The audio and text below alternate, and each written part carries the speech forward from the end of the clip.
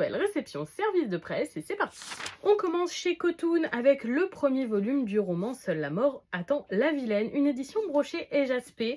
Pour ma part, je suis déjà le webtoon que j'aime beaucoup et je suis contente de pouvoir découvrir le format roman parce que souvent je préfère les light novels aux adaptations en webtoon ou en manga, donc j'ai hâte de pouvoir le lire. Avec ce premier volume en goodies, on avait comme ça une pochette à livres, des petits cœurs rouges et un très joli marque-page recto verso.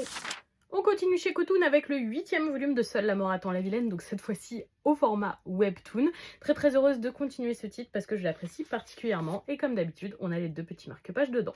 On termine chez Cotoon avec le 4e volume d'I Don't Trust My Twin, pareil, un webtoon que j'apprécie beaucoup et une super histoire de vengeance et comme d'habitude, les deux petits marque-pages offerts. On passe chez Kurokawa avec le premier volume de Bride of the Death God. J'avais vraiment hâte de découvrir ce nouveau titre qui a l'air super. Une romance entre une jeune femme et un dieu de la mort, ça a l'air très prometteur. Ce premier volume était accompagné d'une jolie illustration et de deux petites fleurs. On passe chez Kana avec le premier volume du second arc d'Oneira qui s'appellera L'ère des souverains. Le premier arc faisait 4 tomes. Je vais le relire pour pouvoir continuer ce manga franco-italien que j'apprécie particulièrement. Ce premier tome est envoyé dans une jolie petite pochette en velours comme ceci. À l'intérieur, on trouve un petit carnet avec le résumé du lore.